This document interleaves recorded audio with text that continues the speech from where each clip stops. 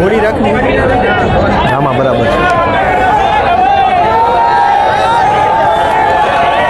આપણે બધાએ એક વખત જોરદાર જય ઘોષ કરીએ. ભારત માતા કી જય. જય વંદે. મજા આવે છે.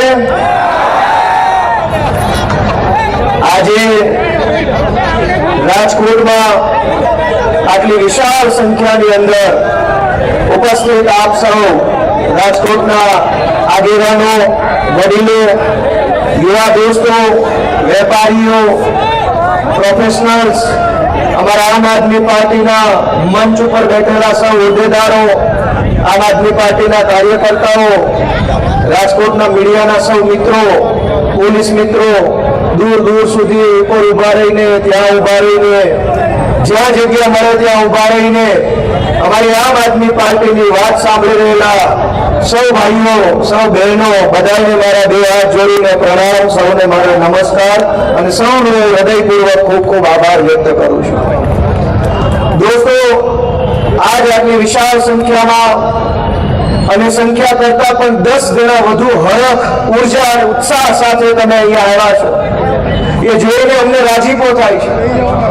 આજથી 5 વર્ષ પહેલા હું જ્યારે આમ આદમી પાર્ટીમાં જોડાયો 2020ની સાલમાં, ત્યારનો સમય મને યાદ છે કે ઘણા વડીલો એવું ધ્યાન દોરતા કે રાજકારણમાં જવું હોય તો ભાજપમાં જવાય, ભાજપ ન ફાવે તો કોંગ્રેસમાં જવાય, પણ આ હામા પાણીએ ન તરાય. એ દિવસે મેં વડીલોને એવું કીધું કે વહેતા પાણીએ મરદા કરે, જીવતો હોય હામા પાણીએ હાલે. પાણી જે દિશામાં વહે એ દિશામાં કચરો વહી જાય, લાશ વહી જાય, મરેલા વહી જાય. પાણીની દિશામાં જીવતો માણસ ન હાલે, જીવતો હોય હામો હાલે. પાણીના બે ભાગ કરીને હામો હાલે. દોસ્તો, અને જે દિવસે રસ્તે હાલવાની શરૂઆત કરી ત્યારે અમને અંદરથી વિશ્વાસ હતો કે અમારો રસ્તો સાચો છે, અમારો વિચાર સાચો છે, અમારી દાનત સાચી છે. એટલે એક વખત 1000 હાથ વાળો ભગવાન અમારી સામે જોશે, જોશે અને જોશે. અને આજ જ્યારે ભગવાને અમારી સામે જોયું તો આખું ગુજરાત અમારી સામે અત્યારે જોઈ રહ્યું છે. એ વાતનો મને બહુ હરખ થાય છે. આજે હું વિસાવદર, ભેસાડ અને જુનાગઢ ગ્રામ્ય મત વિસ્તારના મતદારોનો જાહેરમાં આભાર માનીને મારી વાત ચાલુ કરું. એમણે મને આશીર્વાદ આપ્યા. અમારા હજારો ખેડૂતોએ, અમારી માતાઓ બહેનોએ મારા માથે હાથ મૂક્યો, મને આશીર્વાદ આપ્યા અને મને શક્તિશાળી બનાવવાનું કામ કર્યું. અને એમના આશીર્વાદના કારણે, એમના પ્રેમ, એમણે આપેલા મતના કારણે આજ આખા ગુજરાતની જનતા ખુશ થઈ ગઈ છે, મજા આવી રહી છે બધાને. આમ જોઈએ તો રાજકારણમાં કોઈ વ્યક્તિ ધારાસભ્ય બની જાય એની જનતાને કઈ ખુશી થતી નથી. જે બન્યો એ બન્યો, ન બન્યો એ બીજી વાર બનશે. પબ્લિકને હું કેટલાય વર્ષોથી અનેક લોકો ધારાસભ્યો બન્યા, પણ કોઈ ધારાસભ્ય બને એની જીતની ખુશી 2 મહિના સુધી હાલી નથી. હું એ પહેલો સૌભાગ્યશાળી માણસ છું કે 23 તારીખે પરિણામ આવ્યું અને 2 મહિના પૂરા થયા તો એવો ને એવો માહોલ, એવી મજા આવે છે. અને આખા ગુજરાતમાં હજારો લોકો ખૂબ ખુશ થયા છે. જ્યાં જોયો ત્યાં મજા છે. લોકો ખૂબ ખુશ છે. એનું કારણ શું? ગોપાલ ઇટાલિયા ધારાસભ્ય બની જાય એમાં જનતાને હરખાવા જેવું શું હોય? વળી હું હરખાવ, મારો પરિવાર હરખાય, એ સ્વાભાવિક બાબત છે. પણ જનતાને હરખ કઈ વાતનો છે? એનો હરખ એ વાતનો છે કે છેલ્લા 30 વર્ષથી ગુજરાતમાં આપણા સૌના મતથી બનેલી ભાજપની સરકારે દાબ દબાણ અને દંડાની સરકાર ચલાવી. કોઈ માણસને બોલવા નહીં દેવાનો, કોઈ માણસને અવાજ નહીં કરવા દેવાનો. જનતાને તો દબાવે પણ ભાજપના નેતાનું પણ ગળું દબાવીને બોલવા નથી દેતા એવી સરકાર ગુજરાતમાં બેઠી છે. સામાન્યમાં સામાન્ય વાત માટે કરગરવું પડે, હાથ જોડવા પડે, ભાઈસા તાપા કરવું પડે. સરકારી અધિકારી અને નેતાના પગ પકડવાનું બાકી રહ્યું છે. ત્યાં સુધીના આપણને લોકોને લાચાર બનાવવાનું કામ સરકારે કર્યું છે. હું તમને એક દાખલો આપું કે ભગવાન આ દેશની અંદર આ દુનિયામાં એક બાળકને મોકલે, આપણા રાજકોટ શહેરમાં કોઈ સંતાનનો જન્મ થાય, એના જન્મની નોંધણી કરાવવામાં 10-10, 20-20 ધક્કા ખાવા પડે, પૈસા આપવા પડે. ભાઈ સાહેબ, બાપા, અમારા રમેશના ઘરે બાબુ આવ્યો, એનું નામ અમે કુમાર રાખ્યું છે, લખો અને બાબલાના જન્મ તારીખનો દાખલો કાઢી આપો. પણ અવળું વિશાળ સરકારી તંત્રમાં એવી સંવેદના નથી રહી, નેતામાં માનવતા નથી રહી કે આવું નહીં જેવા કામ માટે ધક્કા ખવડાવવાના. જન્મના દાખલામાં ધક્કા ખાવાના, મરણના દાખલામાં ધક્કા ખાવાના, આધાર કાર્ડનો સુધારો કરાવો તો એ મારા બાપ હવે કાંઈક કરી દેવા હાથ જોડવા પડે, ઉપરથી પૈસા આપવા પડે. બહુ મોટા મોટા કામની હું ચર્ચા નથી કરતો, હું તો આ નાના નાના કામમાં હાથ જોડવા પડે છે. એવી લાચાર બનાવી દીધી જનતાને કે હાથ જોડ્યા વગર, પૈસા આપ્યા વગર, ભાઈ સાહેબ બાપા કર્યા વગર આપણું કોઈ સાંભળવા તૈયાર નથી. અને છતાંય સહેજ બે શબ્દો બોલો તો પોલીસ બોલાવી લે, ખોટી એફઆઈઆરો કરે, જેલમાં મોકલી દે. કેમ બોલ્યો? ભાજપ ઉપર બોલાય જ કેમ? આવી રીતે હજારો લોકોને ડરાવીને, ધમકાવીને, બીકમાં રાખીને 30-35 વર્ષથી ભાજપની સરકાર ચાલે છે. અને પછી તો જનતાને ધીમે ધીમે એમ લાગવા લાગ્યું કે હવે આને કોઈ નહીં પોગે, આનું ક્યારેય પૂરું નહીં થાય, ક્યારેય નહીં હારે, આની સામે ન પડાય. પણ બધા એવા ન હોય. કોકને એની માએ હવાસર ઊંટ ખાઈને જળેલા માણસો આ ગુજરાતમાં હોય. અમને અમારી માએ હવાસર ઊંટ ખાઈને જણ્યા છે. ભાજપ આવે કે ભાજપનો બાપ આવે, ગોપાલભાઈ ઇટાલિયા બીતા નથી કોઈનાથી. ભાજપને એમ હતું કે દાબ દબાણ, દંડો, પોલીસ, જેલની બીક બતાવીને ગુજરાતને ચૂપ કરી દેશું. એ વાતમાં કોઈ દમ નથી. અમે ગામડાની ધરતીમાં જન્મેલા, ધૂળ ઢેફામાંથી ઉભા થયેલા, હાથે ઉગી નીકળેલા માણસો છીએ. ભાજપની સરકારમાં એ દમ નથી કે અમારો અવાજ દબાવી શકે, અમારું ગળું દબાવી શકે. 2 દિવસ, 5 દિવસ, 15 દિવસ જેલમાં રાખી શકો, ઠીક છે, પણ ભાજપની સરકારમાં એ તાકાત નથી કે અમારો અવાજ દબાવી શકે. અને આજ મને કહેતા ગર્વ થાય છે કે આખા ગુજરાતમાં કોઈને ભાજપ બોલવા નથી દેતું. પણ મેં વિસાવદરની વિધાનસભાની ચૂંટણી પહેલા, તમને ખ્યાલ હોય કે ન હોય, વિસાવદર વિધાનસભાની ચૂંટણી પહેલા એકવાર મેં કીધું હતું કે આ ભાજપ વાળા ઓલો ધારાસભ્ય ખરીદી લો, ઓલાને તોડી લો, આને સસ્તામાં લઈ લો, ઓલો જરાક મોંઘો લઈ લો, આને પાર્ટીમાં લઈ લો, આને જેલની બીક બતાવું, ઈડીની બીક બતાવું, ઇન્કમ ટેક્સ, જીએસટી, કોર્પોરેશનનો ડર બતાવું. અનેક પ્રકારના ડર અને લાલચ બતાવીને આ ગુજરાતમાં ધારાસભ્યો તોડવા ફોડવાનું કામ ભાજપે કર્યું. મેં એમ કીધું છે કે ગુજરાતમાં નહીં, આખા ભારત દેશની ભાજપ પાર્ટીમાં કોઈ માયનો લાલ હોય તો ગોપાલભાઈ ઇટાલિયન ડરાવી બતાવવું જોઈએ છે. આ ધારાસભ્યને ડરાવી બતાવે. વિસાવદરની માઈએ મારી ઉપર હાથ મૂક્યો છે, હવે તાનાશાહોની તાકાત નથી કે ગોપાલ ઇટાલિયાનો વાળ વાંકો કરી શકે. દોસ્તો, સમય આવી ગયો છે, નિર્ણય લેવાનો સમય આવી ગયો છે. કેટલા વર્ષોથી આપણે બધું સહન કરતા જીવીએ છીએ. સોસાયટીના પાર્કિંગમાં, આપણા પાર્કિંગમાં કોઈ બીજો બાઇક મૂકી જાય તો નથી સહન કરતા આપણે. કોઈ બાંધવાનું થઈ જાય એમાં કેવી રીતે મૂકી, હવા કાઢી નાખવું. આપણા પાર્કિંગમાં કોઈ બાઇક મૂકી જાય એ આપણને પહોંચાતું નથી. પણ આવા રૂડા રૂપાળા રંગીલા રાજકોટ શહેરની અંદર કચરાના ઢગલા, પાણી આવે નહીં, ખાડાવાળા રોડ, એ બધું આપણને કેમ પહોંચાય છે? એક નાની એવી ગાડી આપણી જગ્યાએ પડીને તો આપણાથી સહન ન થાય. રોડ કેવા છે, કચરો કેવો છે, સુવિધા કેવી છે, બધું જ આપણે કેમ સહન કરી લઈએ છીએ? મારે તમને બધાને પ્રશ્ન પૂછવાનો છે. દોસ્તો, તમે એક વાતનો વિચાર કરો કે આ બેઠેલા બધા માણસોએ, મેં પણ જીવનમાં ભાજપને અનેક વખત મત આપેલા છે. આપણે બધાએ આપ્યા. ભાજપને મત આપવાની શરૂઆત આપણે બધાએ આજથી 20 વર્ષ પહેલા કરી હતી. લગભગ લોકોએ 20 વર્ષ પહેલાથી ભાજપનું બટન દબાવવાનું ચાલુ કર્યું. એક વાત તમારા મેમરીમાંથી બહાર કાઢો કે આજથી 20 વર્ષ પહેલા તમે જે ભાજપના નેતાને પહેલી વાર મત આપ્યો હતો, ઈ ભાજપના નેતા ને એના છોકરા ક્યાં પહોંચ્યા અને 20 વર્ષમાં તમે ક્યાં પહોંચ્યા એટલું તો વિચારો.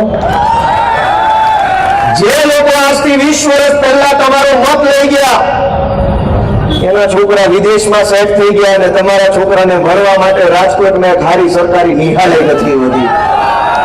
આ પરિસ્થિતિ ક્યારે ઊભી થઈ કે બધાય લોકોએ ભાજપ જે ચૂંટણી હોય એ બટન દબાઈ કર્યું.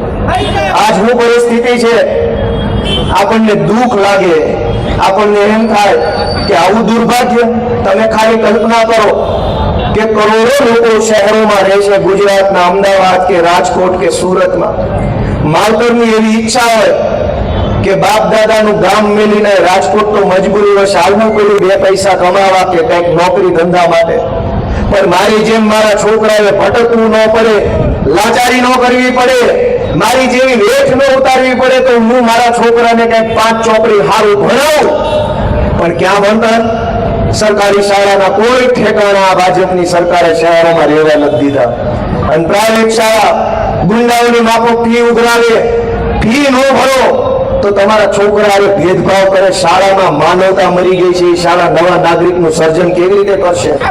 તમે તમારા આત્માને પૂછો કે જે શાળામાં 5,000, 10,000 કે 20,000 રૂપિયા ફી ભરવાની બાકી હોય અને એ શાળાના સંચાલકો તમારા 5મા, 7મા, 8મા ધોરણમાં ભણતા છોકરાએ ભેદભાવ કરે, ક્લાસની બહાર બેસાડે, એની ઉપર ટોર્ચર કરે, એની ઉપર દાદાગીરી કરે. આ તો કેવી માનવતા ને કેવી સરકાર ને કેવી વાત. છતાંય આપણા પેટનું પાણી નથી હલતું કે આપણા ફૂલ જેવા છોકરાઓને ભણવાની વ્યવસ્થા સરકારમાં નથી. અવળો મોટો વિશાળ ભારત દેશ, 140 કરોડની જનસંખ્યા, ગુજરાતની રાજ્યની સરકારનું 4 લાખ કરોડ રૂપિયાનું બજેટ અને એક આપણા છોકરાને આ ચોપડી સરકાર નહીં ભણાવીએ કે તો કેવી વાત થઈ. આઝાદીના 75 વર્ષ પછી જો ભણવા માટે આંદોલન કરવા પડે, પીવાના પાણી માટે આંદોલન કરવા પડે, હારા રોડ માટે આંદોલન કરવા પડે તો જીવતરમાં ધૂળ પડી ભાઈ જો આવી જ વસ્તુના આંદોલન કરવાના હોય તો. આ ભાજપવાળા આપણને વિશ્વગુરુ બનાવવાના સપના બતાવે છે. ભાઈ વિશ્વગુરુ તો ભગવાન જેથી ધાર્યું છે તેથી બનાવશે. તમે 2 હારા રોડ તો બનાવ્યો, અમે જોઈ લઈ તમારાથી હું બને એમ છે. 2 હારા રોડ બનાવ્યો એમ નથી. વાતું કરે વિશ્વગુરુ બનાવું, આમ કઈ મૂર્ખ બનાવવાનું કામ 30 વર્ષથી આખા ગુજરાતમાં હાલે છે. દોસ્તો, હું તમને હાથ જોડવા માટે આવ્યો છું, તમારા દીકરા તરીકે, નાના ભાઈ તરીકે, કે અમે કોઈ મોટા નેતા નથી. મારો જન્મ ભાવનગર જિલ્લાના નાના એવા ટીંબી ગામમાં મારો ઉછેર થયો. હાવ નાનું એવું 2000 જણાનું ગામ છે. ખેતી કરતા કરતા, હીરા ગણતા મજૂરી કરતા મારી મમ્મીએ મને ભણાવ્યો. જે 2-5 ચોપડી ભણવાની તક મળી એમાં મગજ દોડાવી ધ્યાન આપીને હું ભણ્યો. ભણી ગણીને હું સરકારી નોકરીમાં લાગ્યો. 2012માં હું પોલીસમાં કોન્સ્ટેબલ હતો અમદાવાદ શહેરમાં. જ્યારે હું ગામડામાંથી શહેરમાં ગયો, હું પોલીસની વચ્ચે રહેવા લાગ્યો, મોટા સાહેબોની વચ્ચે રહેવા લાગ્યો તો મેં પહેલી વાત એવી જોઈ કે અરે અહીંયા તો આપણો વટ પડે છે.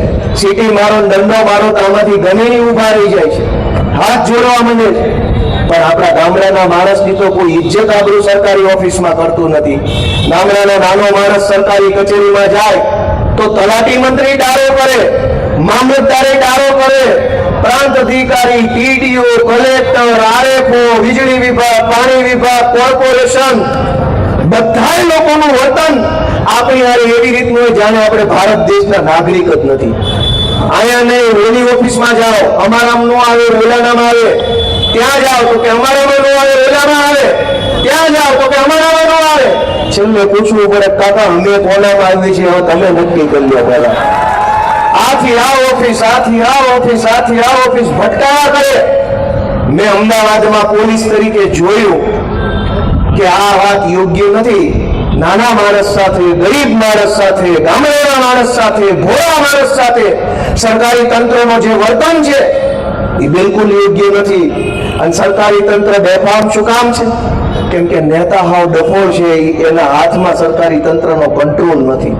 હું જ્યારે પોલીસમાં હતો તો ઘણી વખત બંદોબસ્ત આવતો, એટલે બંદોબસ્તમાં ટાઈપ થઈને ઉભા હોઈએ. હમણાં મંત્રી નીકળશે, ભાજપના ધારાસભ્ય નીકળશે, એટલે હજર બંધ થઈને ઉભા રહીએ.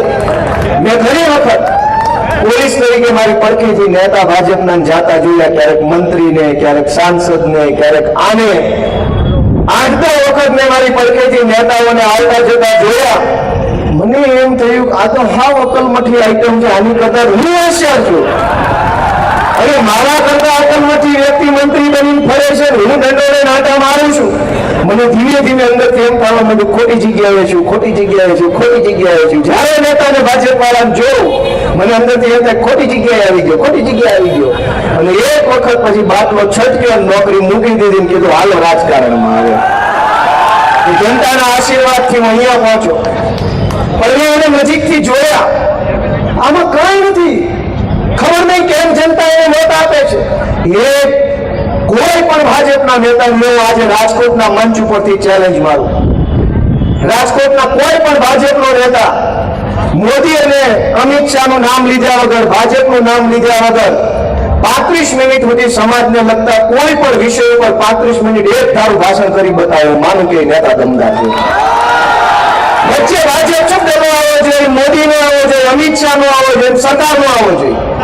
આટલા શબ્દ વગર જનતાની કોઈ પણ સમસ્યા ઉપર ભાજપનો એક ધારાસભ્ય, સાંસદ સભ્ય 35 મિનિટ તો બોલે.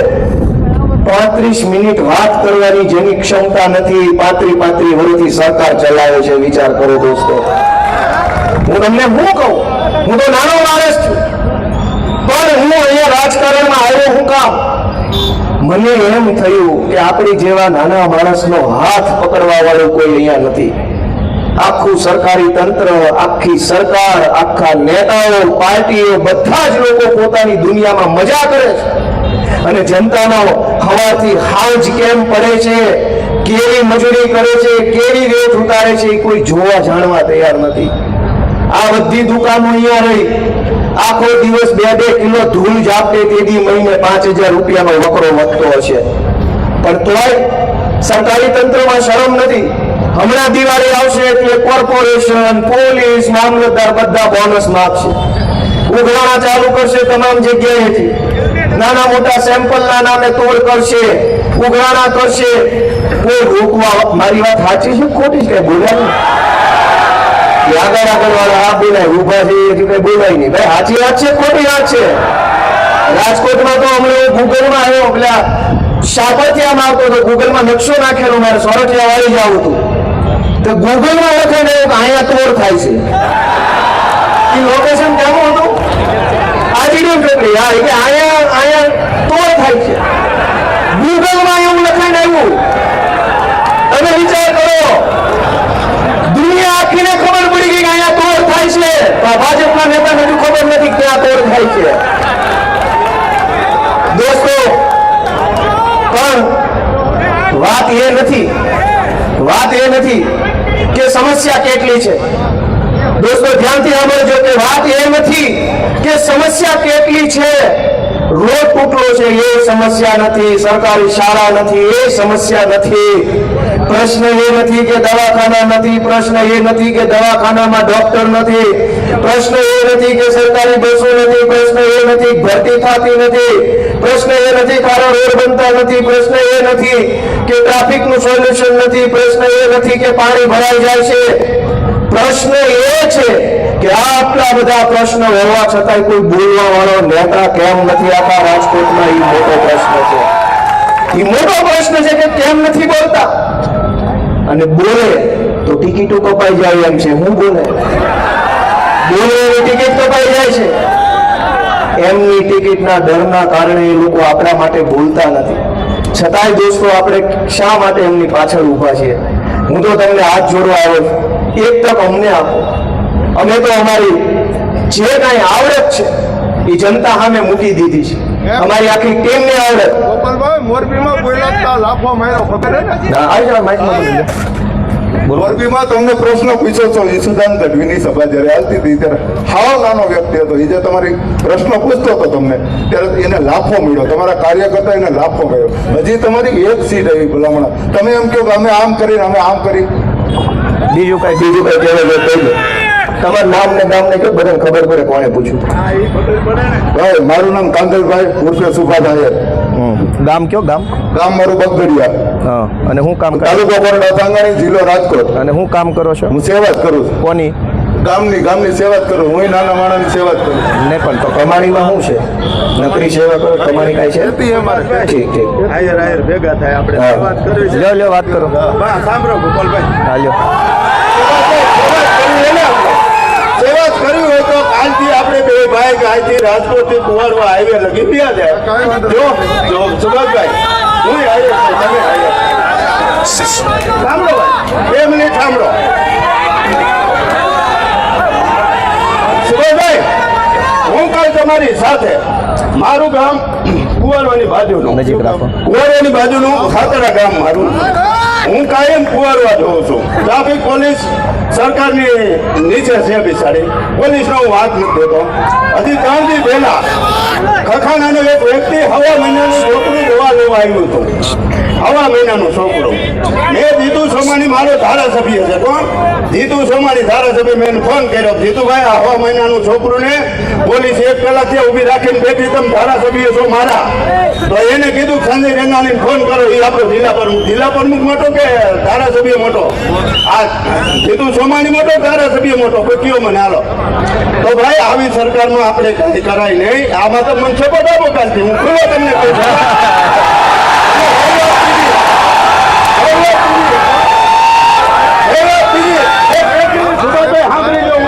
હું કેશુબાપાના નજીકનો માણસ હતો. કેશુબાપાનો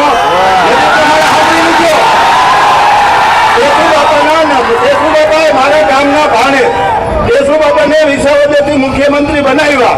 તે પછી આપણા નરેન્દ્રભાઈ મુખ્યમંત્રીમાં આવ્યા. 1 સપ્ટેમ્બરને મજાવો કે 1 સપ્ટેમ્બર હાંડી એવું બતાવો મને. અત્યારે ભાજપ ભેગો આજથી જાઓ. મારા ભેગા હવે મારા ભેગા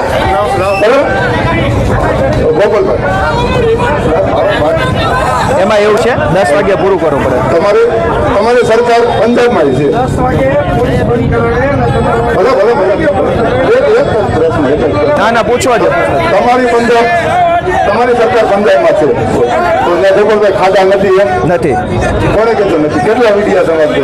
બતાવો. નથી. તમે એમ તો રાજકોટમાં ખાધા.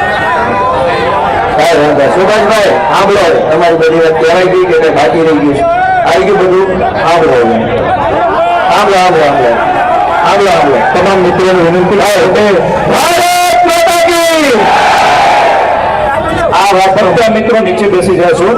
ગોપાલભાઈને આપણે સાંભળવા છે. એમાં સુભાષભાઈ એમનું એવું કેવું છે કે પંજાબમાં તમારી સરકાર છે તો હું ન્યાય રોડમાં ખાડા નથી. તો એને એક જ જવાબ છે કે અમને તો અમારા પગના ખાડા દેખાય, તમારી જેવી લાંબી આંખો અમને ભગવાને નથી આપી. આઈના નથી દેખાતા, દેખાય. તમને ભગવાને 5000 કિલોમીટર લાંબી આંખો આપી છે, તમને દેખાતું છે, અમને અહીંયા દેખાય છે. એટલે હવે અમને ભગવાન એવી આંખો આપશે, તમે અમે ખાડા ગોતી આવશું ને અહીંયા બતાવશું. બેઠા આપણી પથારી પલ્લી ગઈ છે, ગામના બોગડા ક્યાં બદલવાની વાતો કરી. આપણી પથારી પલ્લી ગઈ છે, ગામના બોગડા બદલવા એ ન હોય. રાજકોટમાં બેઠા હોય તો મારે હું અમદાવાદની વાત કરવાની, અને રાજકોટમાં જઈને રાજકોટની વાત આવતી હોય. તો હમણાં સુભાષભાઈ તો બહુ સારા માણસ છે, સજ્જન માણસ છે, પણ હમણાં ભાજપ વાળા આ ધંધો ચાલુ કર્યો. 5-5 હજાર ખિસ્સામાં નાખીને એટલે ગમે એમ સોંટી જાય. પણ અમને 5000 રૂપિયામાં આવી વાતો કરો છો, અમે 10,000 આપી જાઓ. પાટીલને પ્રશ્ન પૂછો છો, તમારા દમ હોય ત્યાં પૂછો. પાટીલને પ્રશ્ન, રાજકોટના અગ્નિકાંડના આરોપી કઈ જેલમાં પૂર્યા છે? પૂછો પાટીલને પ્રશ્ન. 10,000 રૂપિયા હું આમાં આપું. ભાજપ વાળા 5,000 ની પટ્ટી ખિસ્સા મૂકે, ગમે એવો પ્રશ્ન, અમને ક્યાં વાંધો છે? પણ આપણે 10,000 રૂપિયા પૂછો. સંઘવીને પ્રશ્ન, ગંભીરા ઉપરથી બ્રિજની નીચે તૂટીને જે મરી ગયા ને કઈ સહાય આપી તમે? આખા રાજકોટની અંદર ડ્રગ્સ વેચાય છે, બેફામ યુવાનોનું જીવન બરબાદ થાય. હું 10,000 રૂપિયા ખિસ્સામાં નાખું. પૂછો જાય ભાજપ વાળાનો પ્રશ્ન. ગોપાલ ઇટાલિયાનો પ્રશ્ન પૂછવાથી ગુજરાતની જનતાનું ભલું થતું હોય તો આખો મહિનો અહીંયા બેસી જવા તૈયાર છું. બધા આવીને મને પૂછી જાવ. પ્રશ્ન જ્યાં પૂછો ત્યાં પૂછો મારા વાલા, તો ગુજરાત આખું સુખી થાય. મારી સરકાર આવે દીધી મને પૂછજો, આ જેની છે એને પૂછો, પણ ના પ્રશ્ન પૂછો ભીના ભાંગી નાખે પોલીસ વાળા વાટે લૂંટાવે. ભલા એટલે અમને પૂછો એમાં કઈ બહુ મહાનતા નથી, અમને પ્રશ્ન પૂછો એમાં મહાનતા નથી. બહુ ઊંચે વળ ચડતો હોય તો પૂછો છીએ પાટીલ ને જો પાછા આવવા દે તો કહેજો મને. અમે તો સીધા માણસો છીએ, ભોળા માણસો છીએ, ગામડાના માણસો છીએ, નાના માણસો છીએ. સંઘર્ષ કરીને અહીંયા પહોંચ્યા. અમે ગામના ગળા કાપીને અહીંયા નથી પહોંચ્યા. અમે ભૂમાફિયાઓની જેમ જમીનો ઉપર કબજા કરીને અહીંયા નથી આવ્યા. અમે કોઈની જમીનો ઉપર પચાવી નથી લીધી. અમે ડ્રગ્સ વેચીને અહીંયા નથી આવ્યા. અમે દારૂ વેચીને અહીંયા નથી આવ્યા. અમે બાળકોના શિક્ષણ માફિયાઓ જેવું કામ કરીને અમે અહીંયા નથી આવ્યા. મારી ઉપર 30 જેટલી એફઆઈઆર છે, 15 જિલ્લાની જેલમાં રહ્યો, જનતા માટે સંઘર્ષ સહન કર્યો, તેથી જનતાએ આશીર્વાદ આપી મને અહીંયા બેહાડ્યો છે. જનતાએ આશીર્વાદ આપીને મને બેહાડ્યો છે. ભાજપની સામે વિસાવદર વિધાનસભાની ચૂંટણીમાં આખા કાઠિયાવાડના ભાજપના નેતાઓ, આખા કાઠિયાવાડના ભાજપના ધારાસભ્યો, સાંસદ સભ્યો, ગુજરાતના મુખ્યમંત્રી, ગુજરાતના ગૃહમંત્રી, ગુજરાતના પ્રદેશ પ્રમુખ, ગુજરાતના કૃષિ મંત્રી, ગુજરાતના વાહન વ્યવહાર મંત્રી, ગુજરાતના પાણી પુરવઠા મંત્રી, આખા ગુજરાતના ભાજપના 400 જેટલા મોટા મોટા નેતાઓ વિસાવદરની બજારોમાં આટા મારતા હતા. એમ કહેતા હતા ગોપાલ ઇટાલિયાને ચૂંટણી ન જીતવા દેતા. એમ છતાંય એ 400 નેતાઓનું અભિમાન તોડીને ગુજરાતના ખેડૂતો, વિસાવદરના ખેડૂતો, એ ખેડૂતના દીકરાએ આશીર્વાદ આપ્યો. ત્યારે હું અહીંયા આવીને ઉભો રહીને બોલી શકું એમ છું. નહીતર 2017ની સાલમાં ગુજરાતની વિધાનસભાના અધ્યક્ષે એ વખતના મારી ઉપર પ્રતિબંધ મૂક્યો.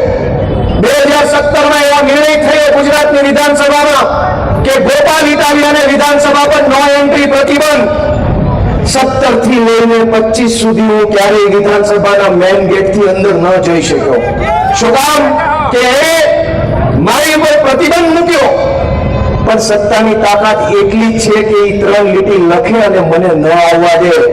પણ જનતાની તાકાત, સત્તાની તાકાત કરતા મોટી તાકાત છે. વિસાવદરની માયુએ, વિસાવદરના માવતરે મારી ઉપર હાથ મૂક્યો તો ભાજપની ડેલાની હાકડી તૂટી ગઈ. વાસ્તે ગાસ્તે વિધાનસભામાં મારી એન્ટ્રી થઈ. દોસ્તો, હું અહીંયા ઉભો રહીને આજ બોલું છું તો એ તાકાત જનતાની છે, ગામડાના માણસની તાકાત છે, ગરીબોની તાકાત છે. સામાન્ય માણસની તાકાતના દમ ઉપર ગોપાલ ઇટાલિયા, ઈશુદાન ગઢવી, પ્રવીણ રામ, રાજુભાઈ કરપડા, ચૈતર વસાવા, આ લોકો કોણ છે? એ જનતાની તાકાત છે. અમારામાં તાકાત નથી. તમે અમારા પાછળ ઉભા છો, તમે અમારી હારે ઉભા છો, એટલે અમે લડી શકીએ છીએ. હું બધા મિત્રોને કહેવા માંગુ છું, સુભાષભાઈ, આજ હું ભાજપમાં હોત ને ભાજપમાં નહીં બોલતો તો તમારી હિંમત થાય નહીં લડવાની?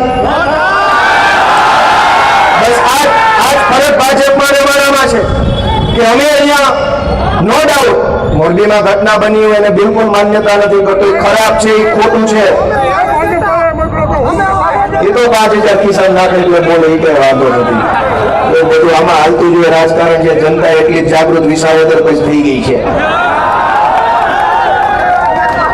દોસ્તો, હું તમને વિનંતી કરવા આવ્યો છું કે મેં મારી ટીમનું હું તમને રજૂઆત કરું છું. અમારી ટીમમાં ઈશુદાન ગઢવી, ચૈતરભાઈ વસાવા, હેમંતભાઈ ખવા, પ્રવીણભાઈ રામ, અમારા યુવરાજસિંહ જાડેજા, અમારા મનોજભાઈ સોરઠિયા, સાબરભાઈ રબારી, અમારા અજીતભાઈ લોખેલ, રાહુલભાઈ ભુવા, મોહિતભાઈ રંગાણી, અમારા દિનેશભાઈ જોશી, શિવરાજભાઈ બારસિયા, અમારા સંજયસિંહ વાઘેલા, અમારા દિલીપસિંહ, આ અમારા આગેવાનોની ટીમ છે. દોસ્તો, આ લોકોને જો ગાડી બંગલા પૈસા જોતા હોત તો ભાજપ વાળા ગમે ત્યારે આપવા તૈયાર છે. પણ જેને ગાડી બંગલા નથી જોતા, જનતા માટે સંઘર્ષ કરવો છે, એવા લોકો અહીંયા સ્ટેજ ઉપર બેઠા છે. દોસ્તો, એવા લોકો આગેવાની કરી રહ્યા છે. આજ તમે એમ માનો કે મારે વડીલને દુઃખ સાથે કહેવું છે. ભાઈએ સારી વાત કરી. અમારા આગેવાન કાર્યકર્તા હતા વિજયસિંહ જાડેજા, આ રાજકોટના સૌથી મજબૂત, સક્રિય, સક્ષમ કાર્યકર્તા. હું તમને એક દુઃખદ ઘટના તો યાદ રાખજો દોસ્તો. રાજકોટમાં શું બન્યું? અમારા આમ આદમી પાર્ટીના કદાવર નેતા વિજયસિંહ જાડેજા અહીંયા કામ કરતા હતા આમ આદમી પાર્ટીનું. આજથી 20-25 દિવસ પહેલા સિવિલ હોસ્પિટલના અંદર ચાલતી ગોબાજારી, સરકારી દવાખાનામાં ચાલતી લાલિયાવાડીની રજૂઆત કરવા માટે આરોગ્ય અધિકારી પાસે ગયા. ગાડીમાંથી ઉતર્યા, 10 ડગલા હાલ્યા આરોગ્ય અધિકારીની ઓફિસે જઈને રજૂઆત કરવા જવા માટે કે આ દવાખાનામાં ખોટું થાય છે, દવા નથી, ડોક્ટર નથી, સાધન નથી, એવી રજૂઆત કરવા માટે વિજયસિંહ ગયા, ગાડીમાંથી ઉતર્યા, 5 ડગલા હાલ્યા, હાર્ટ એટેક આવ્યો, ન્યા પડી ગયા. એ વખતે અમારા કાર્યકર્તા ઇમરાનભાઈને હાજર હતા. તાત્કાલિક એમ્બ્યુલન્સમાં નાખીને સિવિલ હોસ્પિટલ રાજકોટમાં લઈ ગયા એમને વિજયસિંહને. અને દુઃખની બાબત જુઓ કે 70 રૂપિયાનું એક ઇન્જેક્શન હતું. 70 રૂપિયા વાળું એક ઇન્જેક્શન સરકારી સિવિલ હોસ્પિટલમાં નહોતું. એટલે સિવિલ હોસ્પિટલે કીધું બહારથી લઈ આવો. અમારા 10 કાર્યકર્તાઓ રાજકોટની બજારે ઇન્જેક્શન લેવા ગયા. 45 મિનિટનો ટાઈમ લાગ્યો. 45 મિનિટ પછી એક ઇન્જેક્શન માંડ આવ્યું. ત્યાં સુધીમાં વિજયસિંહજી આપણી વચ્ચે દુનિયામાં ન રહ્યા. 70 રૂપિયા વાળું ઇન્જેક્શન રાજકોટની હોસ્પિટલમાં હોત તો વિજયસિંહ જાડેજા જેવો કદાવર આગેવાના જેવા સ્ટેજ ઉપર બેઠા હોત ને આપણને એનો લાભ મળતો હોત. દોસ્તો, એમણે રોજગાર મેળો કર્યો. 300 કરતા વધુ છોકરાઓને કંપનીમાં નોકરી અપાવવાનું કામ કર્યું. અલગ અલગ કંપનીઓ જે છે રાજકોટની આજુબાજુ જીઆઈડીસી એની હારે સંકલન કર્યું.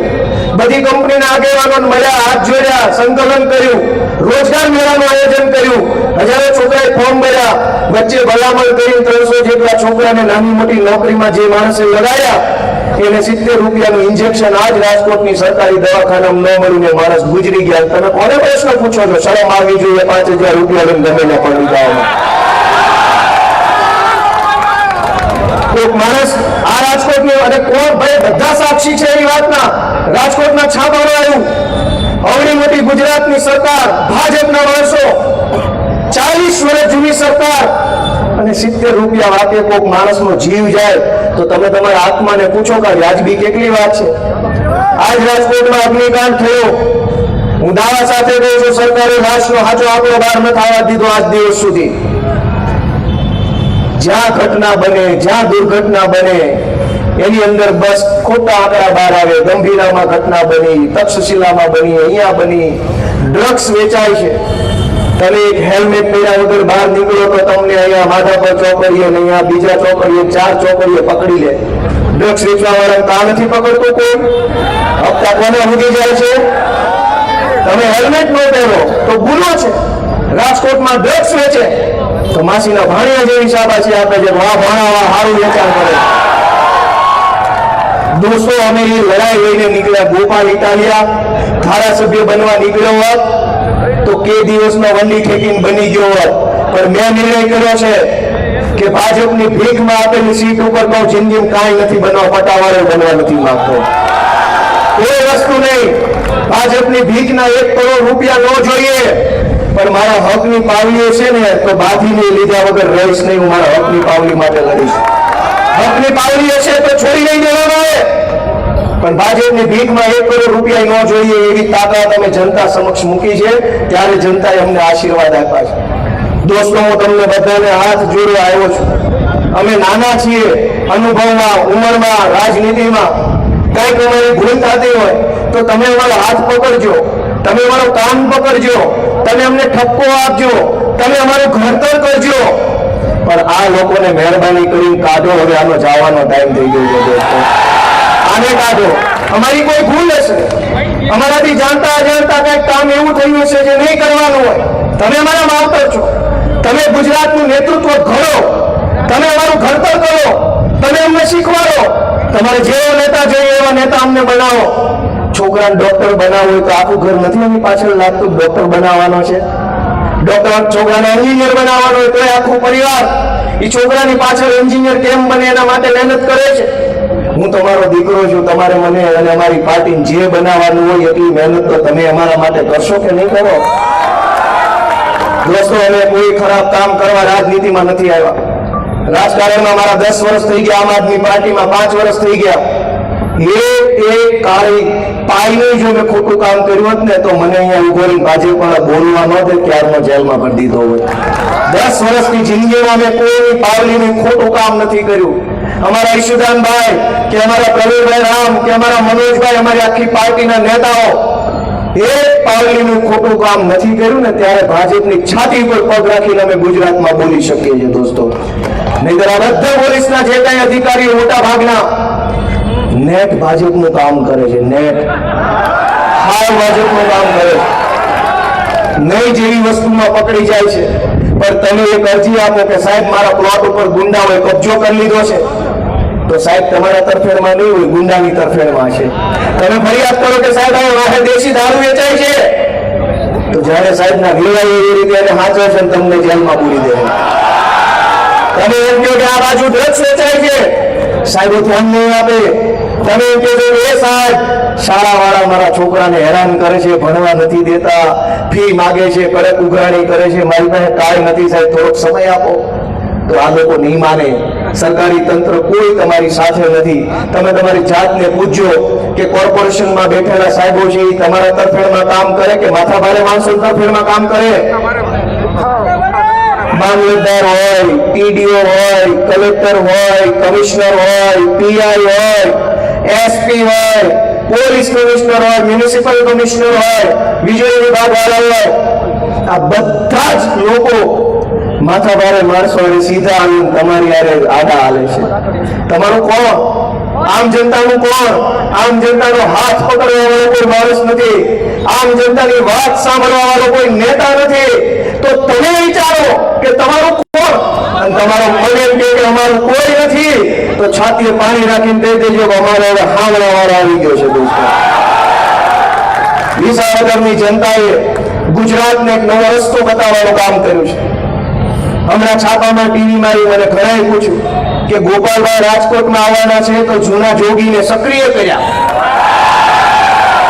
એટલે મને એને પૂછ્યું ટીવી વાળાએ કે તમે રાજકોટમાં આવવાના છો તો જૂના જોગીને સક્રિય કરે, તમારું શું કહેવું છે? મેં કીધું કે સારામાં સારું હાવ મફત અને નવું મળતું જૂનું મોડલ હું કામ લેવું છે? જૂનું ભંગારમાં આપી દો અને નવું પડીકા પેક વિસાવદરથી રસ્તો ખુલી ગયો છે તમારા બધા માટે જ છે. હવે જૂનામાં કઈ મજા નથી. જૂનામાં હું કરવું છે નવો વિચાર, નવો રસ્તો, નવું નેતૃત્વ, નવી પાર્ટી, નવી ટીમ, નવું લક્ષ્ય. આપણે બધાએ ભેગા મળીને જે રાજકોટને ખરેખર રંગીલું બનાવવા માટે આગળ વધવું જોઈએ. દોસ્તો, હું તમને છેલ્લી અને હાવ મહત્વની વાત કહીને પૂરું કરું કે ગુજરાતમાં 40 વર્ષથી ભાજપની સરકાર છે. ટાઉન પ્લાનિંગના નામે 40% જમીન દરેક શહેરોમાં કાપી લે છે જબરજસ્તીથી. શહેરોની ફરતે જે ગામડા છે એ ગામડાના ખેડૂતોની 40% જમીન સીધી મફતના ભાવે બૂચ મારી જાય છે. હું મુખ્યમંત્રીને મળ્યો, મેં રજૂઆત કરી કે હું વકીલ છું, આખી કાયદાની ચોપડી 10 વખત વાંચીને આવ્યો છું. ટાઉન પ્લાનિંગ એક્ટમાં ટીપીના કાયદામાં એક પણ અક્ષર, એક શબ્દ એવો નથી લખ્યો કે 40% જમીન કાપી લેવી. છતાંય તમારી સરકાર 35 વર્ષથી 40% જમીન કાપી લે છે. એ જમીન શેના નામે કાપે છે? શાળા બનાવવાના નામે, દવાખાના બનાવવાના નામે, લાઇબ્રેરી બનાવવાના નામે. અને છેલ્લે શું થઈ જાય છે? એ કપાત થયેલી 40% જમીન એના મળતિયાઓને મફતના ભાવે લાણી કરે છે. લઈ જાઓ મારા પાણીઓ બધા લઈ જાઓ. ખેડૂતની મફતની જમીન પોતાના માનીતાઓને કરોડો રૂપિયાની ફાયદો કરાવવા આપી દે છે. શાળાના નામે જે જમીનની કપાત થાય છે એ જમીન પર કોઈ શાળા બનતા મેં નથી જોઈ. હું સુરતમાં લાંબો સમય રહ્યો, અમદાવાદમાં નોકરીમાં રહ્યો. મેં અમદાવાદ કે સુરતમાં ક્યાંય સરકારી નવી નિશાળ બનતા નથી જોઈ. જમીન હંમેશા એના પૈસાવાળા માણસોને વેચી મારે છે. અને ગુજરાતનું એક પણ શહેર ટાઉન પ્લાનિંગના નામે જમીન કાપી, એક પણ એવું શહેર નથી જે કાટ ખૂણે હોય. એરોની જેવા રસ્તા બનાવ્યા. તમે નવું શહેર બનાવો. ચંદીગઢ છે, જયપુર છે, સાઉથના ઘણા શહેરો છે. જૂના શહેરમાં કદાચ ટ્રાફિક કે ભીડભાડ વાળો એરિયા હોય, પણ તમે નવું બનાવ્યું છે એ આવું છે. રોડના ઠેકાણા નહીં, કાટખૂણા ઉપર કોઈ રોડ નહીં, કાટખૂણા પર બજાર નહીં, શાળા નહીં, ઠેકાણા નહીં. કરોડો રૂપિયા આપણા ખિસ્સામાંથી કાઢી અને તમે બધા તમારી આસપાસમાં રહેતા ભાજપના માણસને જોશો તો તમને ખ્યાલ આવશે કે આજથી 15 વર્ષ પહેલા જે માણસ સીટ વગરની સાયકલ લઈને ફરતા હતા ને એ આજે હેલિકોપ્ટરમાં ઉડવા લાગ્યા છે. તમે આજથી 15 વર્ષ પહેલા જે મજૂરી કરતા હતા, મહેનત કરતા હતા, કરકસર કરતા હતા, પાય બચાવવાની મહેનત કરતા હતા, અને તમે આજે પાય બચાવવાની મહેનત કરો છો. કરોડો રૂપિયા ખાઈ જાય છે. દોસ્તો, અમને એક તક આપો, તમારા આશીર્વાદ આપો. અમે કામ કરવા માંગીએ છીએ. ખોટું કરવાનું અમારું કામ નથી. અમે એટલો બધો સંઘર્ષ કરીને અહીંયા સુધી પહોંચ્યા છે. આ ગુજરાતમાં મારના દીકે કોંગ્રેસ વાળા અડધા ભાજપમાં ભળી ગયા અને અડધા ખાનગીમાં ગોઠવાઈ ગયા છે. બધા ગોઠવાઈ ગયા. અમે એક જ એવા છીએ જે મારના દીકે નહીં, જેલની દીકે નહીં, કોઈ પણ બીકથી અમે ભાજપ હારે કોમ્પ્રોમાઇઝ કરવા વાળા માણસો નથી દોસ્તો. તમે અમારી હિંમતની કદર કરતા હો, તમે અમારી આવડતની કદર કરતા હો, તમે અમારી સમજણ શક્તિ અને રાજનીતિની અમારી સમજ છે એની કદર કરતા હો, તો એક વખત આખું રાજકોટ અમારા માથે હાથ મૂકી દેવી હું તો તમને બધાને વિનંતી કરું છું. તમે ચૈતરભાઈ વસાવાની હિંમતની કદર કરતા હો, ગોપાલભાઈ ઇટાલિયાની આવડતની કદર કરતા હોય, ઈશુદાનભાઈ ગઢવીના સંઘર્ષની કદર કરતા હોય, તમને એમ લાગે કે આ બધા જોવાનિયા છે તો સાચા, એના મન તો સાચું છે, એની દાનત સાચી છે, ખોટા નથી, રૂપિયા કમાવા નથી આવ્યા, એવું તમારો આત્મા એકવાર કે તો આવનારી કોર્પોરેશનની ચૂંટણીમાં બધાએ અમારા માયું ભાઈઓ બહેનો બધાએ અમારી ઉપર હાથ મૂકશો તો અમે રાજકોટમાં ઘણું સારું કામ કરી શકશું દોસ્તો. બધાને મારી વિનંતી છે કે તમે બધા અહીંયા આટલી મોટી સંખ્યામાં આવ્યા એ બદલ હું તમારા બધાનો હૃદયપૂર્વક ખૂબ ખૂબ આભાર વ્યક્ત કરું છું. વિશેષ આભાર રાજકોટના મીડિયા ટીમનો, કેમ કે ગુજરાતમાં અમદાવાદના મીડિયા પછી સૌથી શક્તિશાળી અને પાવરફુલ મીડિયા રાજકોટની અંદર છે. આપણા માટે ગર્વ લેવા જેવી બાબત છે. રાજકોટના છાપે છપાય એટલે ગુજરાતમાં ડંકો જ હોય. એ ગમે એ છાપાના ગમે એ ખૂણે આવે તો ચોથા પાને આવે, પહેલા પાને આવે, હેઠીન ખૂણામાં આવે, ઉપલા ખૂણામાં આવે. રાજકોટના છાપામાં છપાય એટલે ગુજરાતભરના વોટ્સએપની અંદર એ વાત ફેલાતી હોય છે. એવા શક્તિશાળી રાજકોટના બધા મીડિયાના મિત્રોને ખૂબ ખૂબ અભિનંદન પાઠવું છું, એમને ખૂબ ખૂબ આભાર વ્યક્ત કરું છું. અને આપ સૌ આટલી મોટી સંખ્યામાં પધાર્યા, અમારા સૌ કાર્યકર્તાઓ, અમારા માનનીય અજીતભાઈ લોખીલ, અમારા માનનીય નેતા રાહુલભાઈ ભુવા, અમારા દિનેશભાઈ જોશી, અમારા તેજસભાઈ ગાજીપુરા, અમારા ચેતનભાઈ કામાણી પોતે સીએ છે, પૈસાના હિસાબ કિતાબનું કામ કરે છે, અમારા સંજયસિંહ, અમારા દિલીપસિંહ, અમારા બધા યુવા નેતાઓ મોહિતભાઈ, તેજસભાઈ, ભાઈ શિવલાલભાઈ, અમારા બહેનો બધા બેઠા છે, બધાનું નામ આવડતું નથી, માફ કરજો. અમારા કરણભાઈ ગઢવી, ભાઈ વિવેકભાઈ, બધા ખૂબ સક્ષમ ભણેલા યુવાન વયના આગેવાનો છે. આ બધાએ નેતૃત્વ હાથમાં લીધું છે. તમે બધાએ પાછા ફરીથી એકવાર બધાનો આભાર વ્યક્ત કરું છું. ભારત માતા કી જય.